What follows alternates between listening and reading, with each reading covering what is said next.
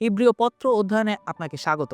এই পত্রটির সারমর্ম ৩টি শব্দে বলা যেতে পারে: মহান, বিশ্বাস করো এবং সাবধান হও। এই পাঠে আমরা শেষ শব্দটির উপরে আলোকপাত করব, সাবধান হও। প্রথমে ইব্রিয়দের লেখক এই সত্যটি প্রতিষ্ঠা করবেন যে যিশু স্বর্গদূতদের, মসি, যিহোশু অথবা পুরাতন নিয়মের যে কোনো চরিত্র বা আচার অনুষ্ঠানের চেয়ে মহান। লেখক আমাদের যিশুতে বিশ্বাস করতে এবং সম্পূর্ণ হৃদয়ে তাকে অনুসরণ করতে উৎসাহিত করবেন। লেখক মূলত বলছেন তোমার বিশ্বাস করাই ভালো, এবং তারপরে ব্যাখ্যা করবেন কেন। এটাই মনে রাখা গুরুত্বপূর্ণ যে ইব্রিয় পত্রটি নির্যাতিত ইহুদি খ্রিস্টানদের উদ্দেশ্যে লেখা। নিপীড়ন এড়ানোর জন্য এই বিশ্বাসীদের খ্রিস্টের কাছ থেকে ব্যবস্থার দিকে ফিরে আসার জন্য চাপ দেওয়া হচ্ছে। লেখক এই ভাই বোনদের জানাতে চান যে যিশুর কাছ থেকে দূরে সরে যাওয়া একটি দুঃখজনক চিন্তা। এর পরিণতি বুঝবার জন্য তিনি তাদের 5টি সতর্কবাণী দেন, এবং প্রতিটি পূর্ববর্তীটির চেয়েও গুরুতর। লেখক বেশ কয়েকটি বিষয় সতর্ক করেন: দূরে সরে যাওয়ার বিপদ, অবিশ্বাসের পর্যায়ে সন্দেহ করার বিপদ, বিশ্বাসে পরিপক্ক না হওয়ার বিপদ এবং ইচ্ছাকৃতভাবে পাপ করার বিপদ। ইব্রিয় 10 অধ্যায় 31 পদে লেখক এই সমস্ত সতর্কবাণী সংক্ষিপ্তভাবে বর্ণনা করে বলেন, জীবন্ত ঈশ্বরের হাতে পড়া কি ভয়ানক ব্যাপার। লেখকের প্রচন্ড ইচ্ছা যেন তার পাঠকেরা যিশুকে বিশ্বাস ও অনুসরণ করে। ইব্রিয় 2 অধ্যায় 1 থেকে 4 পদে পাওয়া প্রথম সতর্কবাণীটি ব্যাখ্যা করে যে বিশ্বাস থেকে সরে যাওয়া এবং পরিত্রাণের দানকে অবহেলা করা কতটা বিপজ্জনক। পুরাতন চুক্তি সিয়ন পর্বতে দেওয়া হয়েছিল, এবং যদি তা পালন না করা হয় তবে এর গুরুতর পরিণতি হতে পারে। তাদের এও জানা প্রয়োজন ছিল যে প্রভু যিশুর বলা বাক্যগুলোর অবহেলা করা অধিক গুরুতর হবে। বিভিন্ন চিহ্ন, আশ্চর্য ও অলৌকিক কাজের দ্বারা যিশুর কথাগুলো সত্য বলে প্রমাণিত হবার প্রমাণও তাদের কাছে ছিল। যারা খ্রিস্ট এবং তার পরিত্রাণকে অবহেলা করে তারা পুরাতন চুক্তির অধীনে থাকা যে কোনো ব্যক্তির চেয়ে অধিক বিচার এবং পরিণতির সম্মুখীন হবে। পরবর্তী সতর্কবাণী ইব্রিয় 3 অধ্যায় 7 থেকে 4 অধ্যায় 13 পদে পাওয়া যায়। এই পদগুলো ইসরায়েলীয়দের প্রান্তরে কাটানোর সময়ের কথা প্রতিফলিত করে। যদিও তারা মিশরের দাসত্ব থেকে উদ্ধার পেয়েছিল এবং ঈশ্বরের অলৌকিক শক্তির অভিজ্ঞতা পেয়েছিল, তবুও তারা বিদ্রোহ করেছিল এবং প্রান্তরে মারা গিয়েছিল। ইব্রিয় 4 অধ্যায় 1 পদে লেখা আছে, অতএব তার বিশ্রামে প্রবেশ করার প্রতিশ্রুতি বলবৎ থাকলেও তোমাদের কেউ যেন তা থেকে বঞ্চিত না হও। এই বিষয়ে এসো আমরা সতর্ক হই। প্রতিশ্রুত ভূমি ছিল একমাত্র যিশুর মধ্যে পাওয়া পূর্ণ বিশ্রামের ইঙ্গিত। অতএব ইব্রিয় 4 অধ্যায় 11 পদে বলা হয়, সুতরাং এসো সেই বিশ্রামে প্রবেশ করার জন্য আমরা প্রাণপণ চেষ্টা করি, যেন তাদের অবাধ্যতার দৃষ্টান্ত অনুসরণ করে কারো পতন না হয়। লেখক বিশ্বাসীদের সতর্ক করে দিয়েছেন যে খ্রিস্টে বিশ্বাস ত্যাগ করার বিপদ রয়েছে। যারা যিশুকে প্রত্যাখ্যান করছিল তাদের জন্য যারা পূর্বে প্রতিশ্রুত ভূমি প্রত্যাখ্যান করেছিল তাদের চেয়েও খারাপ পরিণতি রয়েছে। এই পরিণতি এড়াতে লেখক ইব্রিয় 3 অধ্যায় 13 থেকে 15 পদে বলেন, কিন্তু প্রতিদিন পরস্পরকে উৎসাহিত করো, যতক্ষণ আজ বলে দিনটি অভিহিত হয়, যেন পাপের ছলনায় তোমাদের কারো হৃদয় কঠিন হয়ে না পড়ে। প্রথমে যেমন ছিল, যদি শেষ পর্যন্ত আমাদের বিশ্বাস সুদৃঢ় রাখতে পারি তাহলে আমরা খ্রিস্টের সহভাগী হয়েছি। যেমন যথার্থই বলা হয়েছে, আজ যদি তোমরা তার কণ্ঠস্বর শোনো তাহলে তোমাদের হৃদয়কে কঠিন করো না, যেমন বিদ্রোহকালে তোমরা করেছিলে। এই পদগুলো দেখায় যে পারস্পরিক উৎসাহ কিভাবে পাপ এবং এর ফলে সৃষ্ট কঠিন হৃদয়কে প্রতিরোধ করার একটি দুর্দান্ত উপায়। লেখক ইব্রিয় 10 অধ্যায় 24 থেকে 25 পদে আবারও এই বিষয়ে বলেন, আবার এসো আমরা এও বিবেচনা করে দেখি কিভাবে আমরা পরস্পরকে প্রেমে ও সৎকর্মে উদ্বুদ্ধ করতে পারি। এসো আমরা সভায় একত্রিত হওয়ার অভ্যাস পরিত্যাগ না করি, কেউ কেউ যেমন এতে অভ্যস্ত হয়ে উঠেছে, বরং এসো পরস্পরকে উৎসাহিত করি, বিশেষত আরও বেশি তৎপর হয়ে করি, কারণ তোমরা দেখতেই পাচ্ছ প্রভুর আগমনের সেই দিন ক্রমশ এগিয়ে আসছে। উৎসাহের এই প্রক্রিয়া আমাদের কঠিন সময়েও বিশ্বাসে অটল থাকতে সাহায্য করে। কখনো কি বিশ্বাস ও অবিশ্বাসের ঘূর্ণিপাকে নিজেকে আবিষ্কার করেছেন? আপনি কি কখনো কোনো কঠিন পরিস্থিতি, হতাশা অথবা আকাঙ্ক্ষার কারণে আপনার বিশ্বাস থেকে দূরে সরে যাওয়ার কথা ভেবেছেন? এও কি হতে পারে যে ইব্রিয় পত্রের ৩য় এবং ৪র্থ অধ্যায়ের সতর্কবাণীগুলো আপনার জন্য লেখা হয়েছে? যীশু খ্রিস্টের প্রতি আপনার বিশ্বাস এবং তিনি আপনার জন্য যা করেছেন তার চেয়ে গুরুত্বপূর্ণ আর কোনো সমস্যা আপনার জীবনে নেই। ২ করিন্থীয় ১৩ অধ্যায় ৫ পদ বলে যে আপনার উচিত নিজেকে পরীক্ষা করে দেখা যে আপনি বিশ্বাসে আছেন কিনা। হয়তো আপনি প্রচার শুনেছেন কিন্তু কখনো যীশু খ্রিস্টের প্রতি আপনার বিশ্বাস নিশ্চিত করার পদক্ষেপ গ্রহণ করেননি।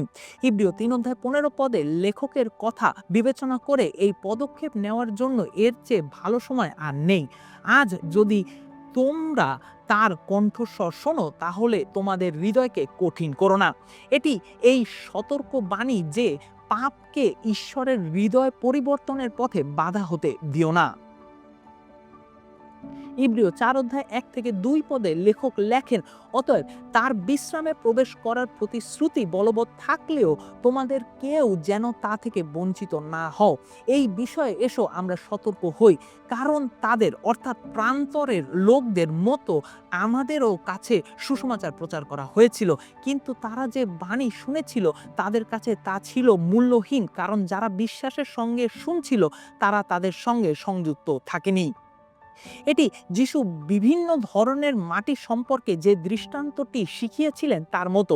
দৃষ্টান্তে একজন কৃষক বেরিয়ে গিয়ে জমিতে বীজ বপন করেন। তিনি আবিষ্কার করেন যে ৪ ধরনের মাটি রয়েছে এবং সেখানে পড়া বীজ আলাদাভাবে বৃদ্ধি পায়। লেখক এই বিভ্রান্ত লোকদের বলেছেন, এই শাস্ত্র তোমাদের জন্য, অতএব যখন তোমরা ঈশ্বরের কণ্ঠস্বর শুনবে তখন তোমাদের হৃদয় কঠিন করো না, কারণ যদি তোমরা তা করো তাহলে তার পরিণতি ভয়াবহ হবে। এরপর লেখক ইব্রিয় ৪ অধ্যায় ১২ থেকে ১৩ পদে শাস্ত্র সম্পর্কে একটি দুর্দান্ত বক্তব্য তুলে ধরেন। কারণ ঈশ্বরের বাক্য জীবন্ত ও সক্রিয়, উভয় দিকে ধার বিশিষ্ট, যে কোনো তরবারির থেকে তীক্ষ্ণ, প্রাণ ও আত্মা এবং শরীরের গ্রন্থি ও মজ্জা পর্যন্ত তা ভেদ করে যায়। তা হৃদয়ের চিন্তা ও আচরণের বিচার করে। সমস্ত সৃষ্টিতে সবকিছুই যার দৃষ্টিতে অনাবৃত ও উন্মুক্ত, তার কাছে আমাদের অবশ্যই জবাবদিহি করতে হবে। আমরা শাস্ত্রে ঈশ্বরের লিখিত বাক্যের মাধ্যমে যিশু, যিনি ঈশ্বরের জীবন্ত বাক্য, তার কণ্ঠস্বর শুনতে পাই। ঈশ্বরের বাক্য আমাদের দোষী সাব্যস্ত করে, কারণ এটি হৃদয়ের গভীরে গিয়ে স্পর্শ করে। এটি আমরা কে এবং আমাদের জীবনের পাপ প্রকাশ করে।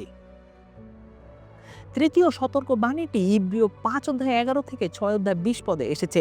এটি ১১ থেকে ১৪ পদে শুরু হয়েছে। এই বিষয়ে আমাদের অনেক কিছুই বলার আছে, কিন্তু তোমরা শিখতে মন্থর বলে তা ব্যাখ্যা করা কষ্টসাধ্য। প্রকৃতপক্ষে এতদিনে তোমাদের শিক্ষক হওয়া উচিত ছিল, কিন্তু ঈশ্বরের বাক্যের প্রাথমিক সত্য শিক্ষা দেওয়ার জন্য তোমাদেরই একজন শিক্ষকের প্রয়োজন। তোমাদের প্রয়োজন কঠিন খাবার নয়, কিন্তু দুধের।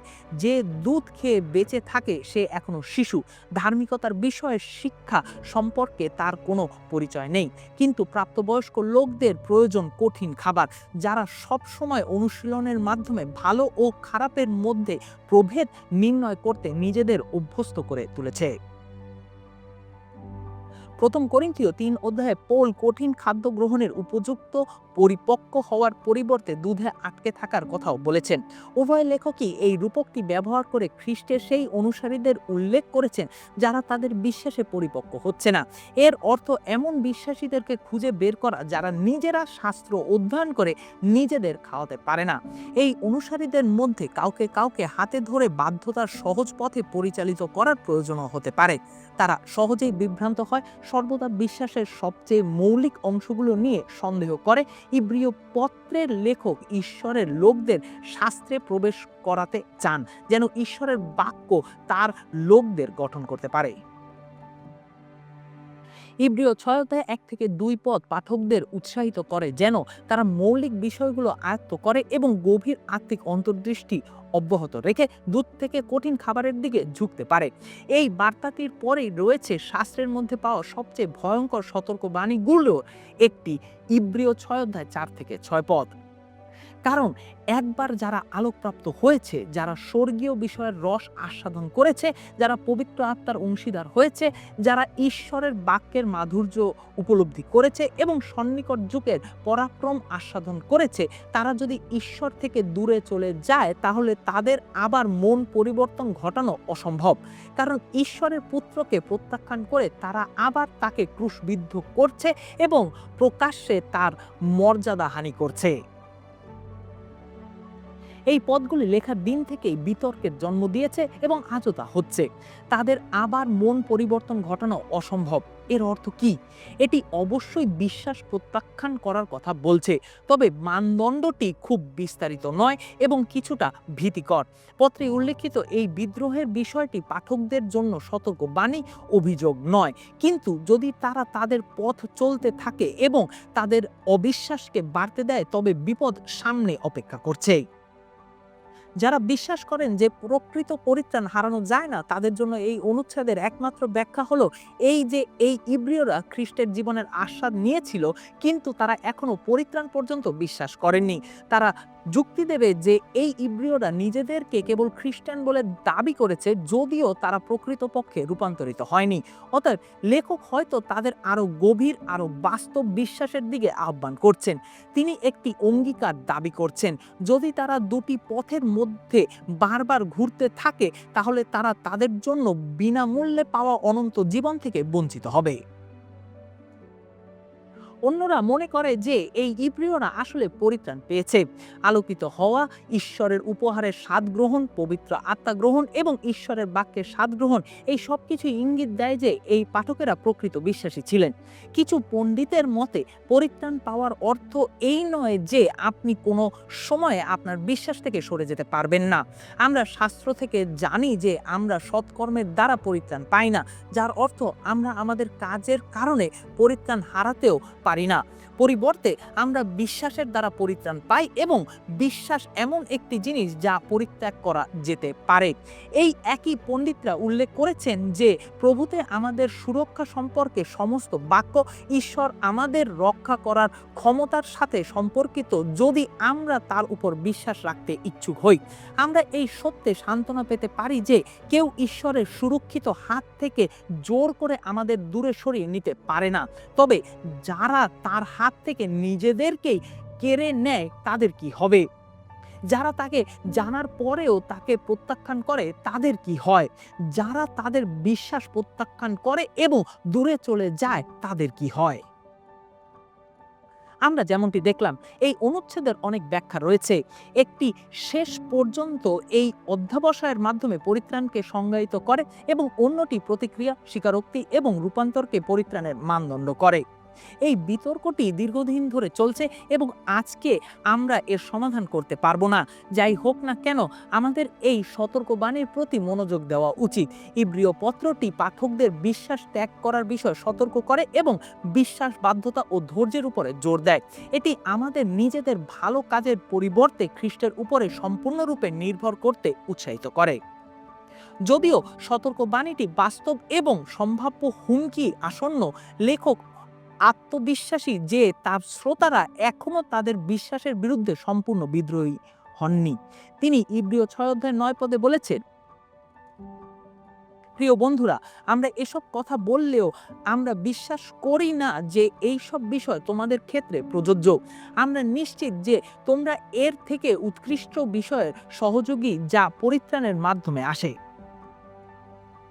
চিঠিতে আমরা লেখকের আবেগ দেখতে পাই। তিনি মরিয়া হয়ে চান যেন পাঠকেরা বিশ্বাসে দৃঢ় ও অবিচল থাকার সিদ্ধান্ত নেয়। তাই তিনি তাদের বিশ্বাস করতে উৎসাহিত করেন এবং পুরো চিঠি জুড়ে তিনি তাদের বিশ্বাস থেকে সরে যাওয়ার মূল্য সম্পর্কে কঠোরভাবে সতর্ক করেন।